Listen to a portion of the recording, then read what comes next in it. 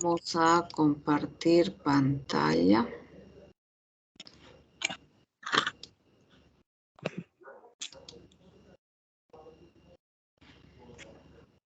Bien. ¿Pueden ver en sus pantallas lo que estoy compartiendo, jóvenes? Sí, listen. Ya. Muy bien. Bien, entonces en esta tarde vamos a ver la fisiología de la membrana celular. Ya vimos, ¿no es cierto?, con ustedes lo que es la introducción a la fisiología, vimos la homeostasis y ahora vamos a ver este tercer tema que es fisiología de la membrana celular. Entonces, la membrana celular es una bicapa lipídica en la que flotan grandes cantidades de moléculas proteicas. Entonces, acá vemos. Cuando decimos bicapa, ¿no es cierto?, menciona que tiene 2 capas de lípido, ¿ya? Entonces, de esa manera está conformado la membrana celular. Entonces, la membrana celular es una bicapa lipídica en la que flotan grandes cantidades de moléculas proteicas. Acá están las moléculas. Entre estas 2 capas se encuentran las proteínas, ¿no? Estas moléculas proteicas. Entonces, haciendo un breve repaso, esta es la célula. Ustedes saben que está formada la célula por una membrana, por el citoplasma, donde se encuentran los organelos, y por el núcleo. Entonces, en esta clase vamos a hablar principalmente de la membrana, ¿cierto? Que es la parte externa de la célula.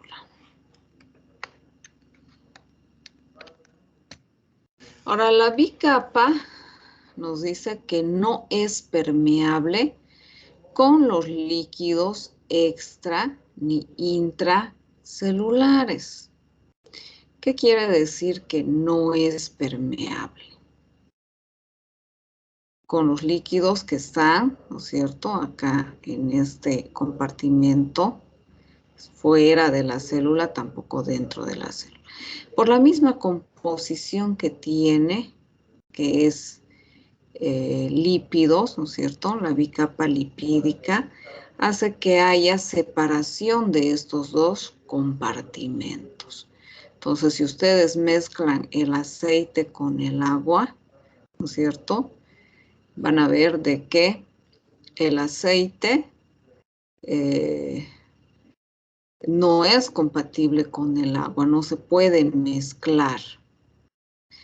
De esta manera, gracias a esta capa bilipídica que tiene la célula, hay esa separación.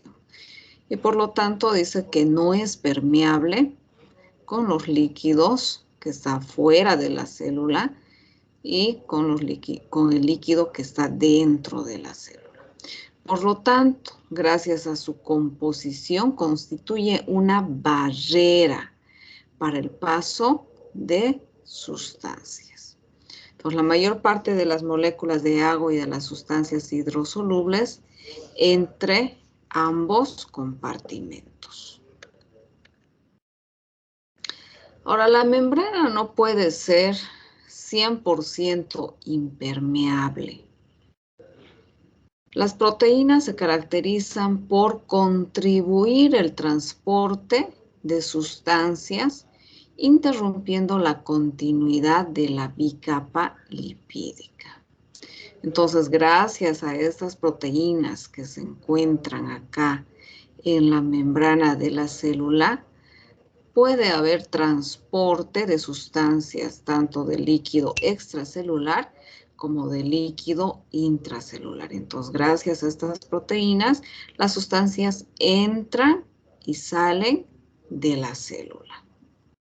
Y por lo tanto, interrumpen, ¿no es cierto?, toda la continuidad de la membrana.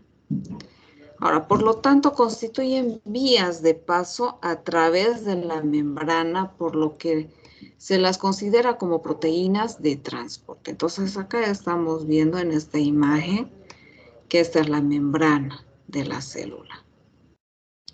Y esta continuidad de la membrana, las proteínas van interrumpiendo de esta forma. En esta vamos a ver que va a formarse un canal por donde van a pasar las moléculas, las sustancias, los electrolitos al interior de la célula. Ahora, estas proteínas operan de modo diferente, ¿no es cierto? Operan de dos formas. Uno, que algunas tienen espacios acuosos a todo lo largo de su molécula y permiten el libre tránsito de algunos iones y moléculas. Y estos son llamados los canales proteicos. Y las otras son las proteínas transportadoras. Entonces, las moléculas o las sustancias tienen que unirse a esta proteína para pasar al interior de la célula o para que pueda salir del interior de la célula al líquido extracelular. Entonces, de esta manera operan, ¿no es cierto?, las proteínas. Unas que actúan como canales proteicos, como vemos acá, ¿cierto? Hay un espacio entre estas dos proteínas. Entonces, a través de este espacio, como dice, son canales, van a pasar las sustancias y las moléculas, tanto de líquido extracelular como también de líquido intracelular. Pero no solamente operan de esta forma a través de los canales proteicos, sino también a través de las proteínas transportadoras. Entonces, ¿qué quiere decir esto? Que se va a unir, ¿no es cierto?, a la proteína y esa sustancia o esa molécula se va a transportar al interior de la célula. Entonces, de esas dos maneras operan el transporte de sustancias y moléculas, tanto de líquido intracelular como de líquido extracelular. Entonces, tanto las proteínas transportadoras como los canales proteicos son altamente selectivos para moléculas o iones a los que permiten atravesar la membrana.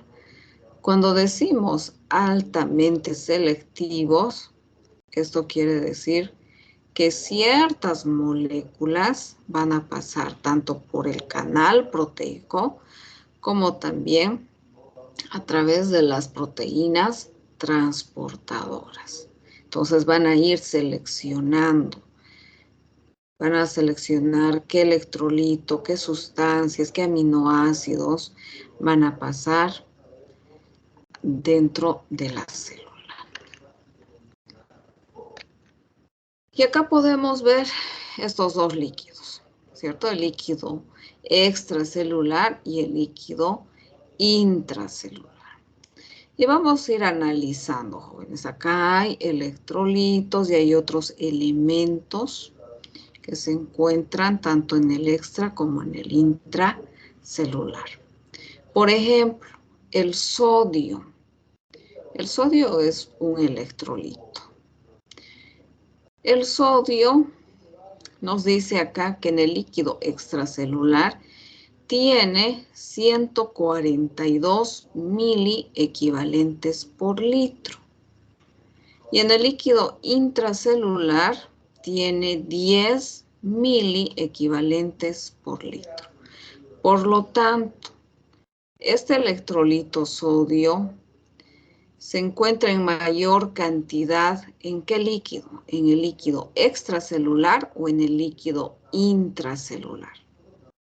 A ver, vayamos participando, jóvenes. ¿Dónde se encuentra en mayor cantidad? En el líquido extracelular. Ya, muy bien. Acá este otro electrolito que es el potasio.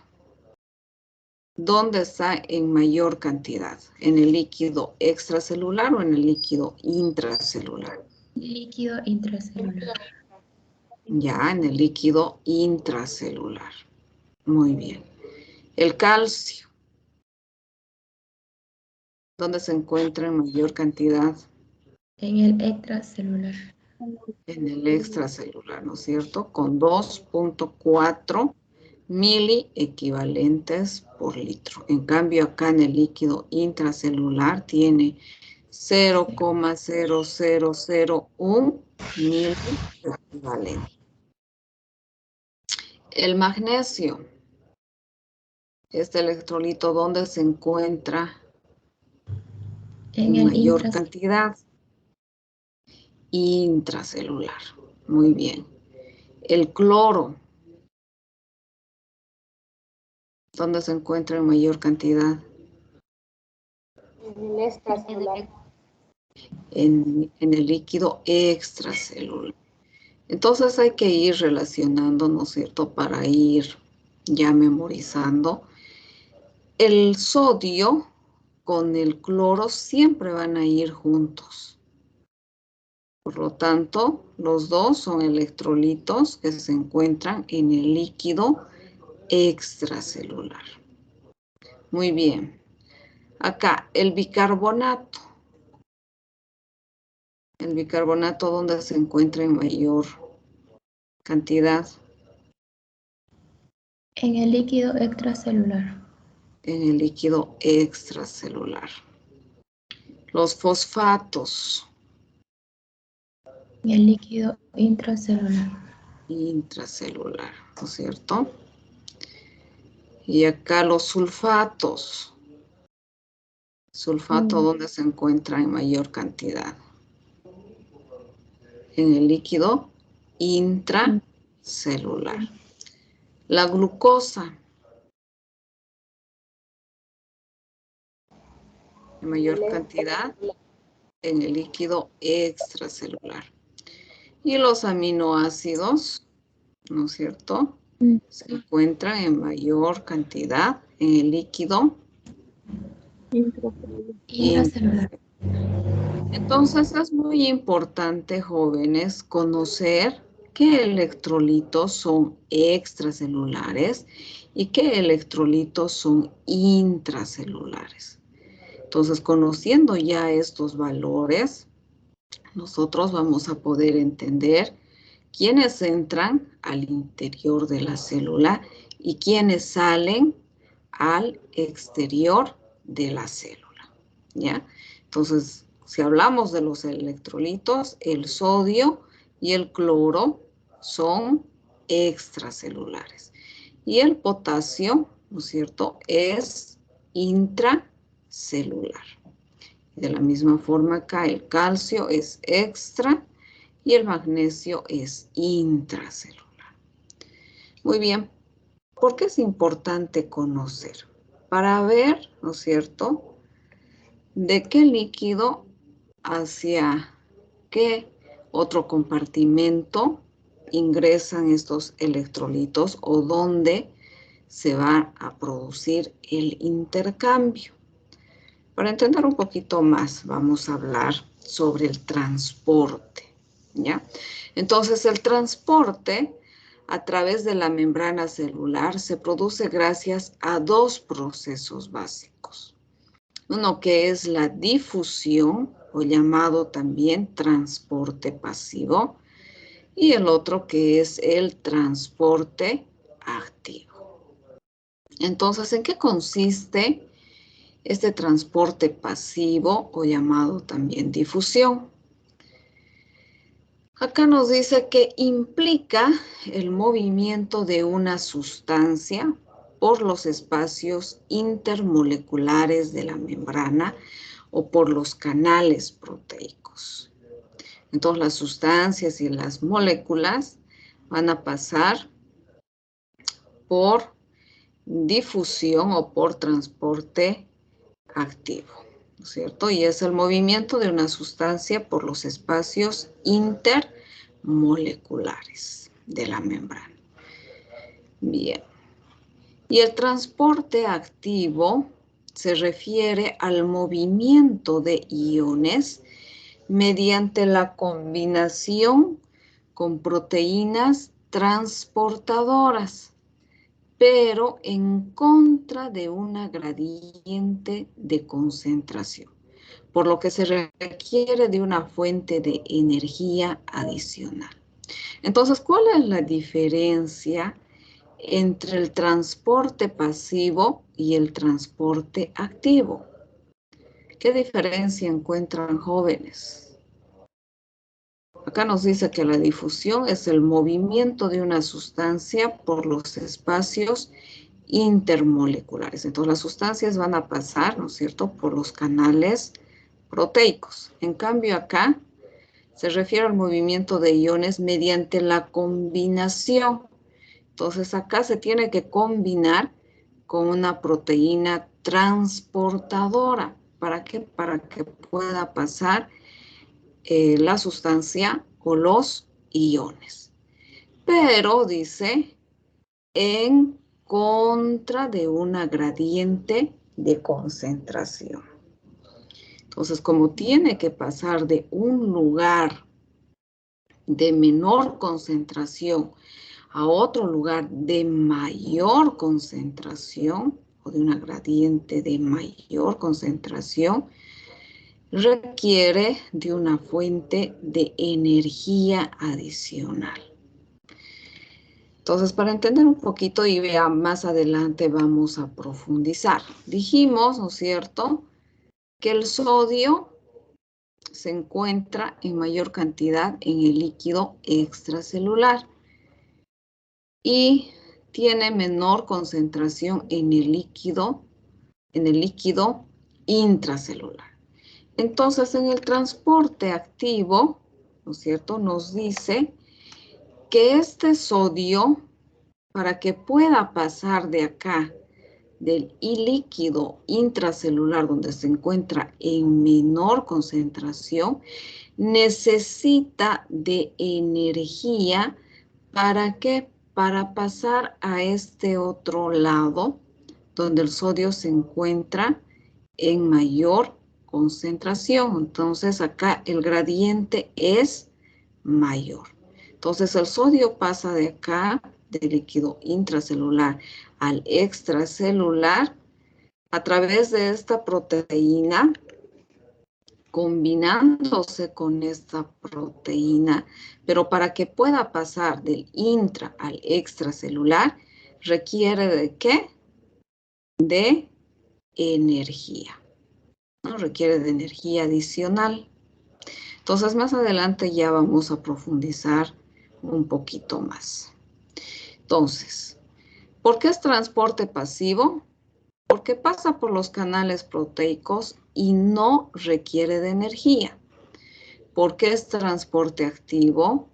Porque se combina con las proteínas transportadoras y en el transporte activo requiere de una fuente de energía.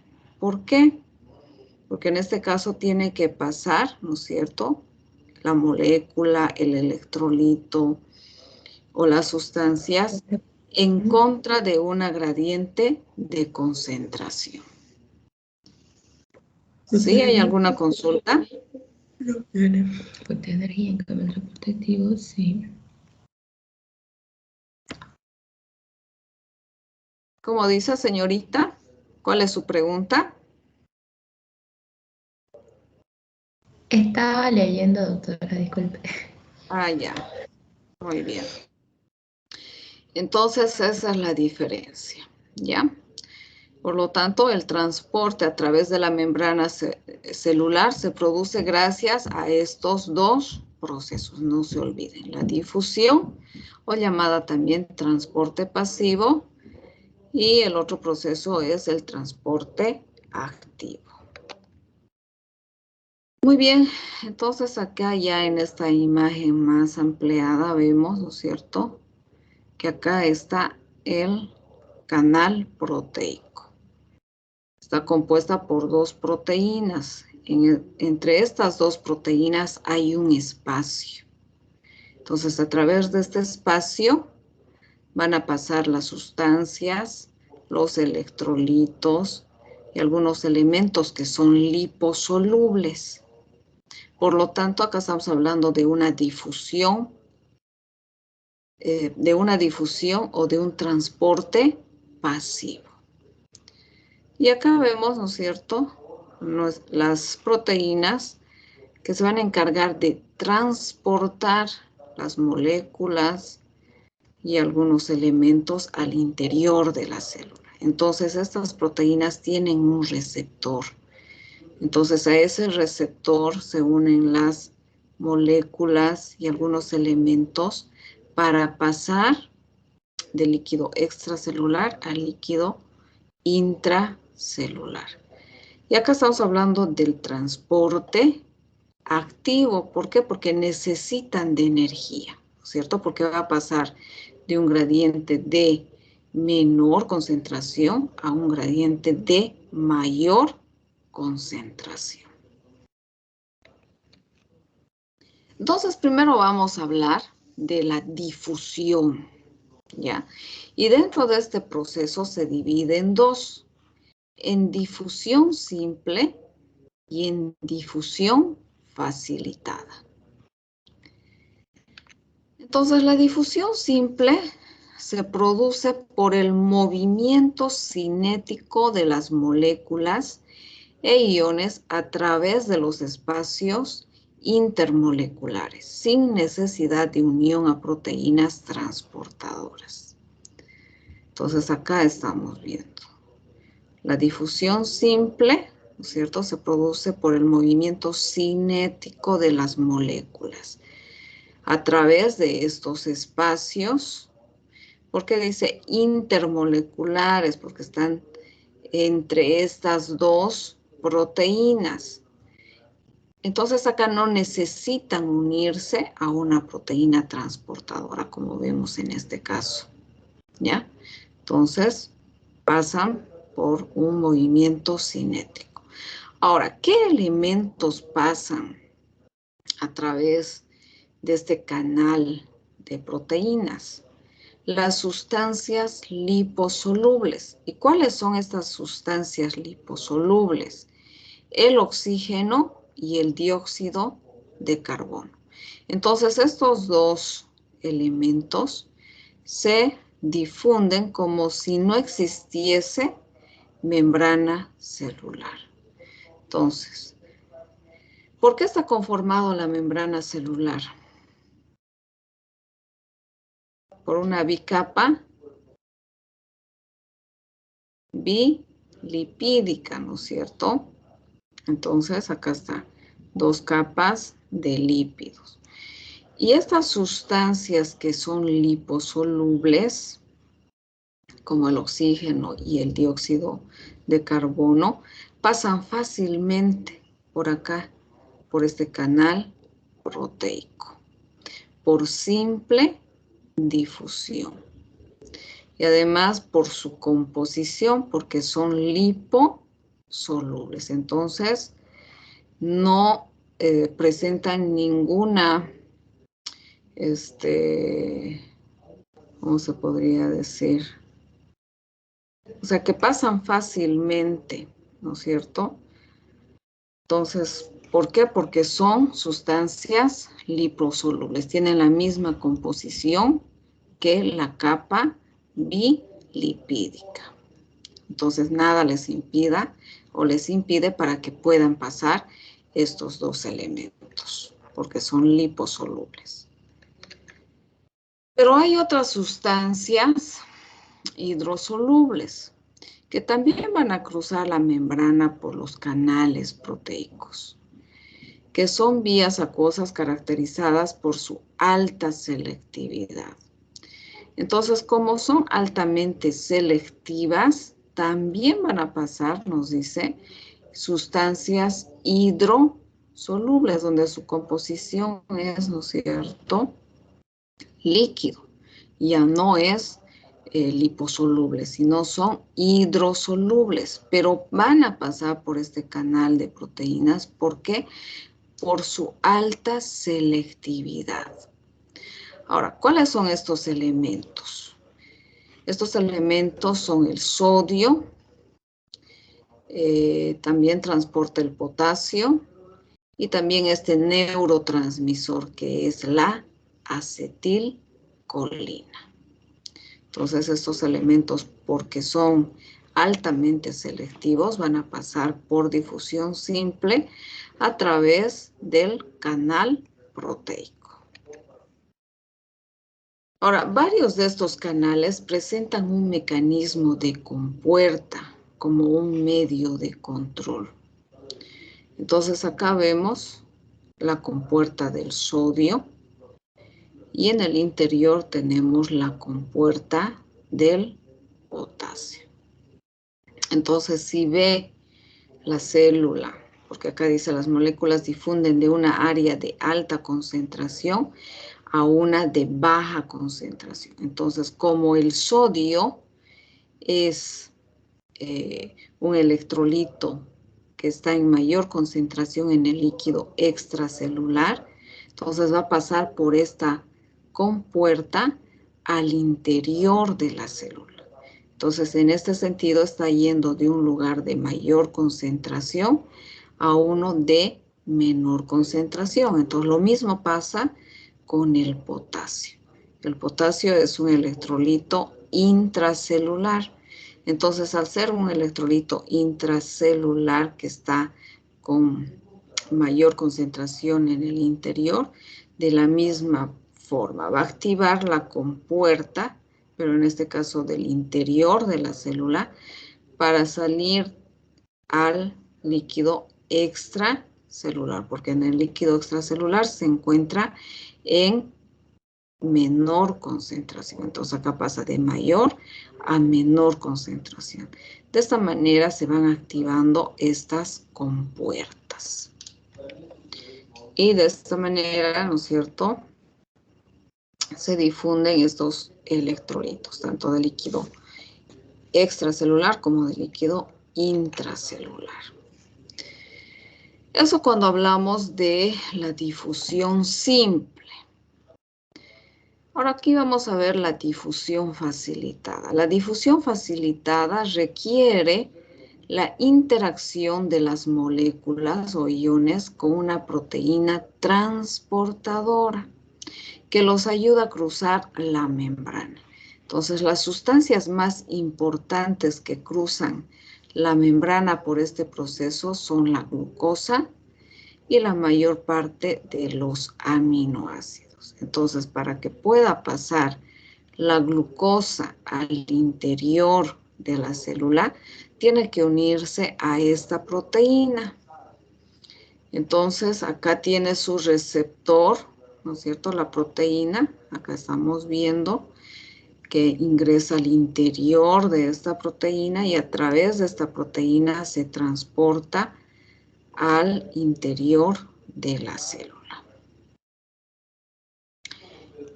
Y no solamente la glucosa, sino también los aminoácidos. Entonces, tanto la glucosa como los aminoácidos son transportados a través de esta proteína transportadora. Muy bien. Ahora acá la célula consume gran cantidad de glucosa. ¿Por qué? Porque necesita energía. Sin embargo, cuando la concentración externa de glucosa aumenta, la velocidad de transporte no se incrementa, limitando el transporte. Entonces, ¿qué quiere decir acá? Cuando uno consume grandes cantidades de alimentos azucarados, y eso ya lo hemos visto en homeostasis, la glucosa se va a absorber a nivel del intestino, va a pasar al torrente sanguíneo y se va a encontrar en grandes cantidades. Eso no quiere decir que esa concentración de glucosa que está en el líquido extracelular va a aumentar la velocidad del transporte al interior de la célula, sino que la célula va a captar la cantidad necesaria. Y por lo tanto acá, ¿no es cierto?, ya tiene que entrar el mecanismo fisiológico y en este caso tiene que haber secreción de la insulina. ¿Para qué? Para que baje la concentración de glucosa. Entonces lo que hace la insulina es llevar a las células, principalmente de los músculos o del tejido graso, para que se encuentren como depósito. O también a través de la gluconeogénesis, la glucosa está almacenada en forma de glucógeno en el hígado. ¿Ya? Entonces, a eso se refiere, ¿no? Cuando hay mayor concentración de glucosa, eso no quiere decir que la velocidad de transporte se va a incrementar al interior de la célula. Y ya sabemos que para que pueda entrar la glucosa al interior de la célula, tiene que unirse a esta proteína, quien la va a transportar al interior de la célula. Muy bien. Entonces, eso en cuanto a la difusión simple y a la difusión facilitada. Estamos hablando del transporte pasivo. Pero también acá hay algo que tenemos que definir, ¿no? Hablar de la definición de la ósmosis. ¿Qué es la ósmosis? La ósmosis se define como el paso de una sustancia de un lugar de menor concentración de solutos a otro de mayor concentración a través de una membrana semipermeable, con el fin de obtener equilibrio. Entonces no se olvide que la ósmosis es el paso de una sustancia, estamos hablando de acá, de una sustancia de un lugar de menor concentración de solutos a otro de mayor concentración de solutos. ¿A través de qué? De una membrana semipermeable, con el fin de obtener equilibrio. Muy bien, entonces acá vemos una solución. La solución está compuesta por un solvente y por un soluto. El solvente es el líquido y el soluto son las proteínas, son los electrolitos que se encuentran. Y entre los dos forman una solución. Y acá vemos estos dos compartimentos. Tenemos el mismo nivel de solución, de solvente, pero acá vemos, ¿no es cierto?, que hay mayor concentración de solutos y acá hay menor concentración de solutos. Entonces, aplicando la definición, ¿de qué lado tiene que pasar la solución para mantener un equilibrio? La solución tiene que pasar del lado A al lado B o del lado B al lado A. A ver, jóvenes, participen. Lado A. O sea que tiene que pasar de acá el líquido al lado B. ¿Sí? Sí. Ya. Entonces ustedes me están diciendo que el líquido donde hay mayor concentración de solutos tiene que pasar a este otro lado donde hay menor concentración de solutos para mantener un equilibrio. Entonces, si pasa el líquido de acá, del lado A, va a disminuir y por lo tanto va a haber menor líquido y mayor concentración de solutos. Los solutos son por estas cositas redondas que son rojos, que representan a las proteínas. a los electrolitos. Entonces, ustedes dicen que el líquido tiene que pasar de acá, o la solución tiene que pasar de acá, del lado A al lado B. ¿Están bien? A ver, ¿qué dice acá? Es el paso de una sustancia de un lugar de menor concentración de solutos a otro de mayor concentración de solutos. Entonces, la sustancia que tiene que pasar al otro lado dice que es de un lugar de menor concentración de solutos a otro de mayor concentración de solutos, a través de una membrana semipermeable con el fin de obtener equilibrio. Entonces, ¿de dónde a dónde tiene que pasar la sustancia? ¿Del lado A al lado B o del lado B al lado A? Del lado De B. la B a la B. Ya, ahora creo que sí, ya. Un poquito ya mejor razonar, ¿no es cierto? Acá hay menor concentración de solutos. Por lo tanto, la sustancia o la solución tiene que pasar de un lugar, dice, de menor concentración de solutos a otro lugar donde hay mayor concentración de solutos. ¿Para qué? Para mantener un equilibrio, con el fin de mantener un equilibrio. Entonces, ahora acá, ¿se mantiene el equilibrio? Sí. ¿Por qué? Porque hay mayor solución donde había mayor concentración de solutos. Y esto igual va relativo, ¿no es cierto? Menor concentración de sustancia y menor concentración de soluto. Entonces, es el paso, no se olvide, ¿ya? Es el paso de una sustancia de un lugar de menor concentración de solutos a otro de mayor concentración de solutos, a través de una membrana semipermeable. Entonces acá vemos, ¿no es cierto?, estos espacios por donde va a pasar la sustancia. ¿Con qué fin? Con el fin de obtener equilibrio. Ahora acá hay equilibrio y acá también hay equilibrio. Entonces eso es ósmosis, ¿ya?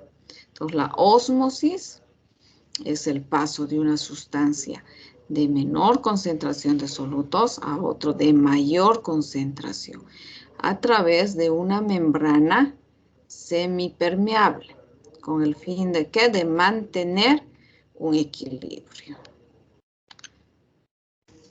Entonces, la sustancia más abundante que difunde a través de la membrana celular es el agua. Esa es la sustancia. Ahora, cada segundo y en ambos sentidos difunden una cantidad de agua equivalente a 100 veces el volumen de la propia célula sin que exista una pérdida o ganancia en ninguno de los dos lados de la membrana. Entonces acá vemos, ¿no es cierto? En el líquido extracelular vemos que hay mayor concentración de solutos, por lo tanto la sustancia tiene que pasar del líquido intracelular al líquido extracelular. Y de la misma forma en este otro compartimento. Entonces de acá va a pasar el líquido, ¿no es cierto?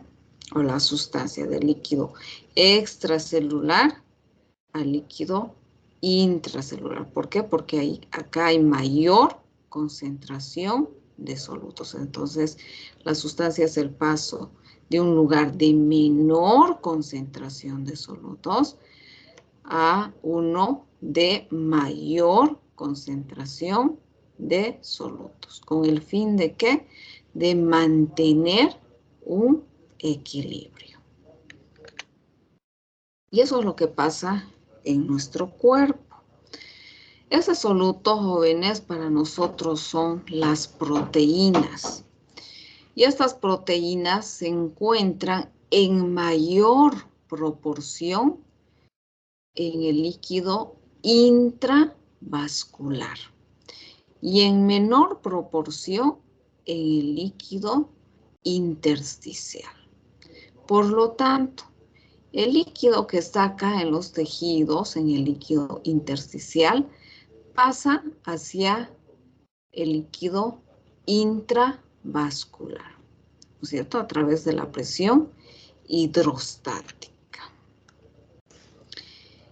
Pero también influye bastante la presión osmótica. La presión osmótica se refiere a la mayor concentración de proteínas que está dentro del vaso. Ahora, estas proteínas son las albúminas, ¿no? Entonces, la albúmina se forma a nivel del hígado. Entonces, gracias a esta proteína o estas proteínas, que es la albúmina, el líquido pasa del líquido intersticial al intravascular. Pero, ¿qué pasa si se rompe este mecanismo y se encuentra mayor cantidad de proteína acá en el líquido intersticial? Entonces el líquido va a pasar del vaso, el líquido intravascular, va a pasar a el líquido que es intersticial. Por lo tanto, se va a acumular el líquido en ese espacio intersticial. Y eso es lo que se presenta. Cuando hay paso del líquido intravascular hacia el líquido intersticial, el paciente presenta edemas. Entonces, a esta hinchazón se llama edema, que es el acúmulo de líquido en el espacio intersticial. Entonces, esto quiere decir que las proteínas, que las albúminas están en mayor cantidad en el líquido intersticial, ¿no es cierto? Acá hay mayor albúmina en el líquido intersticial. Pero uno dirá, ¿y por qué hay mayor proteína acá en el líquido intersticial? Seguramente por varias causas, ¿no? Uno, porque tal vez el paciente tiene alteraciones a nivel del hígado, ¿no? Enfermedades en el hígado, pacientes cirróticos, por ejemplo, cuando tienen la lesión a nivel del hígado, presentan edemas. Pacientes cardíacos, ¿no? Pacientes con insuficiencia renal también presentan edema. Ahora, otra causa también, y esto por la posición, pacientes que están mucho tiempo sentados, o sea, en aquellas personas que viajan, por ejemplo, toda la noche y están sentados porque amanecen sentados, porque no hay buen retorno venoso, entonces hay paso de líquido al espacio intersticial, ¿no? Pero esto es reversible en esas personas que viajan o por mucho tiempo están sentados. Pero en aquellas personas que ya tienen lesiones a nivel de otros órganos como el hígado, como el corazón, como el riñón, entonces a estos pacientes como parte del tratamiento hay que darles albúmina. Entonces al darles albúmina, lo que hacen es, ¿no es cierto?, que el líquido pase del intersticio al líquido intravascular. Entonces, si aumentamos proteínas, el líquido va a pasar del líquido intersticial al intravascular. Muy bien. Ahora, ¿en qué casos también se puede uno presenta edemas, cuando hay lesiones, cuando hay inflamación. Cuando hay inflamación, jóvenes, en una región, por ejemplo, un golpe. El golpe hace de que se formen unas sustancias que hace que aumente la permeabilidad a nivel del vaso. Y al aumentar la permeabilidad del vaso hace de que las proteínas pasen al líquido intersticial. Entonces, cuando ustedes sufren algún golpe fuerte, ¿no es cierto?, esa región se edematiza. Aparte, ¿no es cierto?, de presentar un hematoma, una colección de sangre, ¿no es cierto? Y también, obviamente, en el transcurso de los días va a ir cambiando la coloración, y esta coloración se debe a la destrucción de los glóbulos rojos. Bien, pero en este caso estamos hablando, ¿no es cierto?, principalmente del edema, ¿no? Entonces, ¿cuándo se presenta un edema? Cuando el líquido pasa del vaso, ¿no es cierto?, pasa hacia el espacio intersticial. Y en eso consiste la ósmosis, ¿no es cierto? Entonces, el paso de la sustancia de un lugar de menor concentración de solutos a otro que es de mayor concentración de solutos. Cuando no hay ninguna alteración, entonces nuestro organismo funciona así. Hay mayor concentración de albúmina dentro del vaso y menor concentración de albúmina fuera del vaso, en el espacio intersticial. Pero ya si se rompe esta ósmosis, entonces ahí es donde ya hay paso de las proteínas al intersticio y por lo tanto el líquido pasa del compartimento intravascular al extracelular, en este caso al intersticial. Muy bien, entonces ahí está el edema. Bien, y con eso terminamos de hablar lo que es la difusión, el transporte pasivo. Ahora vamos a ver en qué consiste el transporte activo. Entonces, el transporte activo nos dice que la sustancia a ser transportada debe ir en contra de una gradiente de concentración. Vale decir, desde una zona de baja concentración a otra de alta concentración. Entonces, acá, jóvenes, no se confundan el transporte activo con la ósmosis, porque acá nos está diciendo, ¿no es cierto?, que esta sustancia que se va a transportar debe ir en contra de una gradiente de concentración. Y acá estamos hablando principalmente de los electrolitos. Entonces dice, vale decir, desde una zona de baja concentración a otra de alta concentración. Por ejemplo, el sodio es un electrolito que es intracelular o extracelular. A ver, jóvenes. Intracelular, dice. Extracelular, ¿no es cierto? El sodio se encuentra en mayor cantidad en el líquido extracelular. Entonces, acá nos está diciendo que tiene que pasar el sodio de un lugar donde hay menor concentración a un gradiente que es de mayor concentración. Entonces, para que pase de acá, del interior de la célula, tiene que unirse a una proteína. Y al unirse con una proteína, en este caso, ¿no es cierto?, tiene sus receptores acá y va a pasar de acá, del interior de la célula al líquido extracelular, donde se encuentra en mayor concentración. Y por lo tanto, para que pueda pasar de un lugar de menor concentración a otro de mayor concentración, requiere de energía.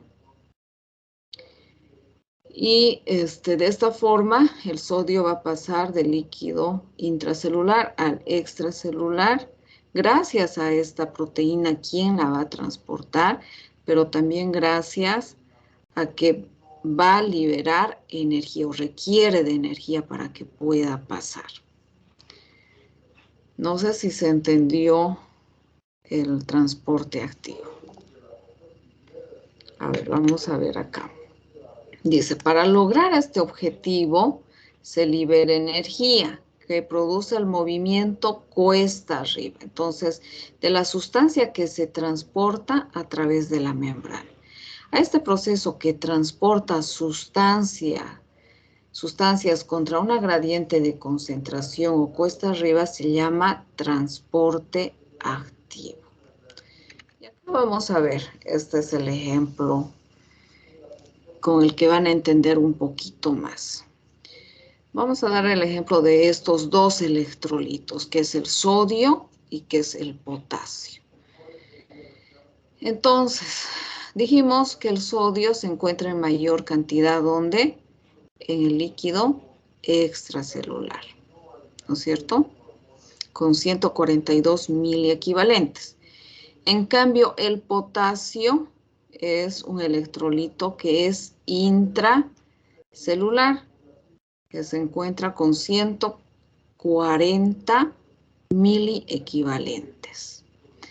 Bien, entonces acá nos dice que en el transporte activo, este sodio que se encuentra en menor cantidad acá dentro de la célula, acá está menos, ¿no es cierto? ¿Cuánta es la cantidad que se encuentra dentro de la célula? Creo que es 10, ¿no es cierto? 10 miliequivalentes. Entonces, este sodio que está en menor cantidad acá, tiene que pasar acá al líquido extracelular, donde está en mayor concentración. Entonces, acá está la proteína. Acá hay un receptor donde el sodio se une a esta proteína y por lo tanto hablamos de unas compuertas, ¿no es cierto? Se abre esta compuerta, entra al interior de la proteína y esta proteína tiene que ser transportada de un lugar de menor concentración a uno de mayor concentración. Por eso se le llama también cuesta arriba. Por lo tanto, requiere ¿de qué? De energía.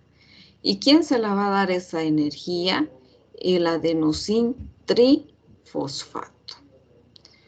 Entonces, esta energía que se la da al adenosín trifosfato, al final se convierte en adenosín difosfato, porque está perdiendo un fósforo, porque tiene que transportar este sodio del interior de la célula al exterior de la célula. Eso en cuanto al sodio. En cuanto al potasio, dijimos que el potasio es intracelular. Entonces acá se encuentra en mayor concentración y se encuentra en menor concentración acá en el líquido extracelular. Entonces, para que pueda pasar de acá, del líquido extracelular al intracelular, de la misma forma, el potasio necesita de energía. ¿Y quién se la va a dar esa energía? El ATP. Entonces, de esta manera, el potasio ingresa al interior de la célula. Entonces, acá estamos hablando del transporte activo, donde estos electrolitos necesitan de energía para ser transportados de un lugar de menor concentración a otro lugar de mayor concentración. Ahora, el transporte activo se divide en transporte activo primario y en transporte activo secundario. Este transporte activo primario nos dice que la energía proviene de la degradación del ATP, donde bombea iones de sodio y de potasio. En cambio, el transporte activo secundario se produce el transporte de un soluto con otro soluto en contra de gradiente de concentración. Ahora, dentro del transporte activo secundario existen estas dos variedades, que es el cotransporte y el contratransporte. Entonces, acá, primero vamos a hablar del transporte activo primario. Y dijimos que en el transporte activo primario, la energía proviene de la degradación del adenosín trifosfato. Por lo tanto, aquí estamos hablando de la bomba de estos dos iones, de sodio y de potasio. El mecanismo de transporte activo primario más estudiado es la bomba de sodio y potasio, que bombea iones sodio al exterior a través de la membrana celular y al mismo tiempo bombea iones potasio desde el exterior hacia el interior. Y ahí vemos, ¿no es cierto? Ahora, esta bomba es la responsable de mantener las diferencias de concentración del sodio y potasio a través de la membrana celular, así como de establecer un potencial eléctrico. Entonces, cuando ya hablamos de la bomba de sodio y potasio, acá nos dice que del interior de la célula salen 3 moléculas de sodio, ¿no es cierto? 3 electrolitos de sodio. Y ingresa 2 electrolitos de potasio al interior de la célula. Y para que realicen todo este mecanismo necesitan de energía. ¿Y por qué se activa esta bomba sodio y potasio? Se activa para establecer un potencial eléctrico y también para mantener las diferencias de concentración entre el sodio y el potasio. Entonces, de la misma forma, jóvenes, como por otros, por ejemplo, por el canal proteico, va a entrar por el gradiente de presión que tiene de sodio, va a entrar al interior de la célula.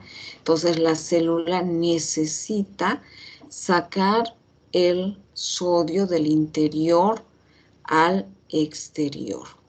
Entonces, de esta manera se activa esta bomba de sodio y de potasio para mantener las diferencias de concentración y para mantener también el potencial eléctrico. Ahora bien, esta proteína transportadora posee 3 características específicas importantes para esta función de la bomba. Primero, dice, posee 3 sitios receptores para la unión de los iones sodio sobre la parte interior. Entonces, acá están los 3 sitios receptores para que se unan, ¿no es cierto?, al sodio. Posteriormente, posee 2 sitios receptores para los iones potasios en el exterior. Entonces, en la parte exterior hay 2 receptores para que pueda ingresar el potasio al interior de la célula. Y la porción interna de esta proteína toma contacto con el ATP. La porción interna, ¿no? Y entonces no se olviden, en la parte interior hay 3 receptores para el sodio y en la parte exterior hay 2 receptores para el potasio. Y en la parte interna, ¿no es cierto?, de esta está en contacto con el ATP, de donde van a tener energía para realizar este transporte. Entonces sale 3 sodios y entra 2 potasios. Y no se olviden que es para mantener, ¿no es cierto?, los niveles de concentración de estos 2 electrolitos y también para mantener el potencial eléctrico, que eso más adelante vamos a ver como un tema aparte. Y acá cuando los 2 iones potasio se unen al exterior de la proteína transportadora y 3 iones sodios se unen en el interior, se activa la función ATPasa de la proteína, que libera una molécula de fósforo, descomponiéndola en difosfato de adenosina, liberando un enlace fosfato alta de energía. Por lo tanto, se desplazan de esta manera los iones sodio al exterior y los iones potasio al interior. Entonces, de esa manera, ¿no es cierto?, funciona la bomba sodio-potasio. Entonces, una de las funciones más importantes de la bomba sodio-potasio es controlar el volumen de la célula. Sin la función de esta bomba, la mayor parte de las células del organismo se hincharían hasta estallar. Entonces, lo mismo pasa, ¿no es cierto, jóvenes? Ustedes cuando inflan un globo con agua y lo dejan cargando con agua, ¿qué pasa con ese globo? Estalla por la cantidad se revienta, ¿no es cierto?, por la cantidad de líquido que está en el globo. Entonces, lo mismo pasa con nuestras células. No solamente tiene que ingresar el sodio del exterior hacia el interior, sino que también, ¿no es cierto?, tiene que salir el sodio del interior hacia el exterior. Y de esa manera mantienen, ¿no es cierto?, la concentración de esos 2 electrolitos. Entonces, gracias a esta bomba de sodio y de potasio, se puede mantener ese equilibrio. Y por lo tanto, no va a haber esa hinchazón y tampoco van a estallar las células. Entonces, es un mecanismo de control que tiene esta bomba de sodio y de potasio. Bien. Ahora vamos a ver el transporte activo secundario. Y el transporte activo secundario, dijimos que existen 2 variedades de transporte, que es el cotransporte y el contratransporte. Primero vamos a ver en qué consiste el cotransporte. Entonces acá el cotransporte nos dice que cuando los iones sodio son transportados fuera de las células mediante el transporte activo primario, se suele desarrollar una concentración muy elevada de sodio fuera de la célula y muy baja en el interior. Y este exceso de sodio en el exterior de la membrana celular siempre está intentando difundir al interior.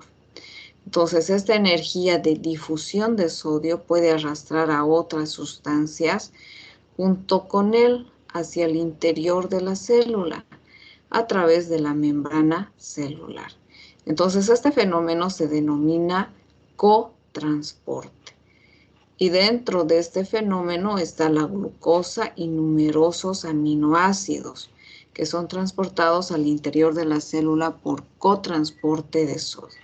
Entonces, lo que nos está diciendo acá, una vez ya que en el transporte activo primario se logra sacar sodio, ¿no es cierto? Del interior de la célula sale 3 sodios e ingresa 2 potasios. Entonces, al salir sodio del interior de la célula, va a aumentar la concentración de sodio acá en el exterior. Entonces, al aumentar la concentración del sodio en el líquido extracelular, el sodio entra por difusión, ya hemos dicho, por transporte pasivo, ¿no es cierto?, a través de los canales proteicos. Entonces, como hay mayor concentración de sodio, este sodio ingresa por difusión al interior de la célula. Pero al entrar al interior de la célula, no solamente va a ingresar el sodio, sino también dice que va a ingresar otros elementos. En este caso, la glucosa y también los aminoácidos. Entonces, como no solamente ingresa solo el sodio, sino también ingresa otro elemento, por eso se llama, ¿no es cierto?, cotransporte. Co quiere decir que va añadido otro elemento más. Entonces, cuando hablamos del cotransporte, quiere decir que ingresa el sodio, pero ingresa con este otro elemento que es la glucosa, como también pueden ingresar varios, ¿no es cierto?, o numerosos aminoácidos al interior de la célula.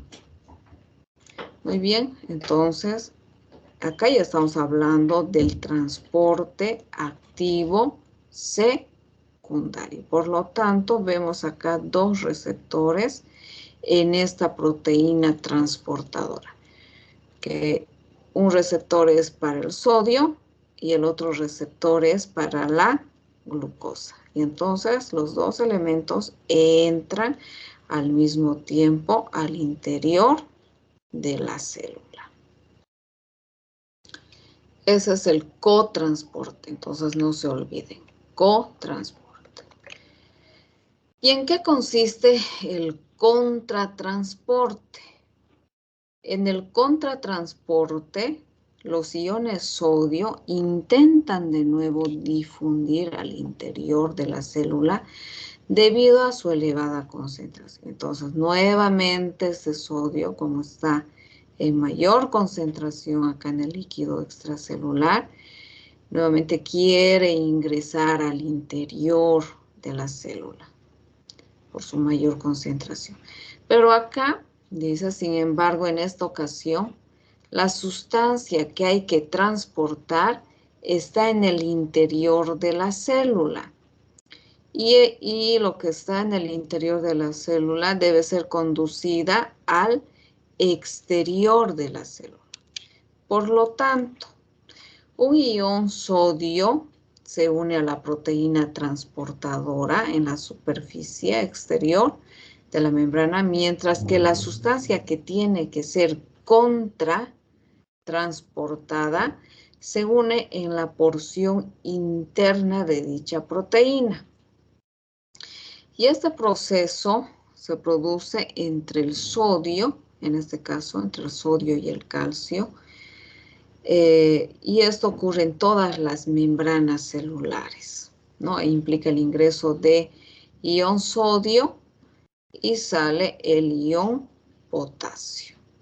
En cambio, el cotransporte de sodio con hidrógeno solo se produce en la nefrona. Entonces, en todas nuestras células, lo que se produce es este contratransporte. Entra sodio y sale calcio del interior de la célula. Y de esta manera, ¿no es cierto?, a este transporte activo secundario se le llama contratransporte, porque va en contra. Entra el sodio y sale calcio del interior de la célula hacia afuera. Y acá en las nefronas nos dice, ¿no es cierto?, que entra el sodio y ¿cuál es el elemento que sale? Es el hidrógeno. Entonces no se confundan con estas dos, los dos transportes pasivos, que es el cotransporte cuando al mismo tiempo entran dos elementos, sodio y glucosa. Y el contratransporte, como su nombre indica, ¿no es cierto? Es contra, va a ir en contra del transporte. Entonces ingresa sodio y sale potasio. ¿Qué es? Perdón, sale calcio. Y en las nefronas entra sodio y sale hidrógeno. Bien, jóvenes, entonces ahí ya vimos lo que es el transporte activo y el transporte pasivo. En el transporte pasivo o por difusión vimos cómo se transportan los elementos del exterior de la célula al interior de la célula, ¿no es cierto? Y se divide en difusión simple y en difusión facilitada. Y en el transporte activo, donde necesita de energía, se divide en transporte activo primario y en transporte activo secundario. El transporte activo secundario a la vez se divide en cotransporte y en contratransporte. Bien, ¿alguna pregunta que tengan, jóvenes, hasta acá?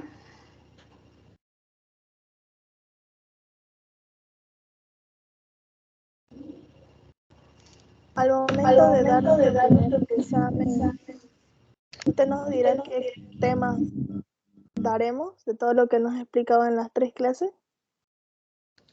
Y yo ya subí, jóvenes, lo que es la carta descriptiva.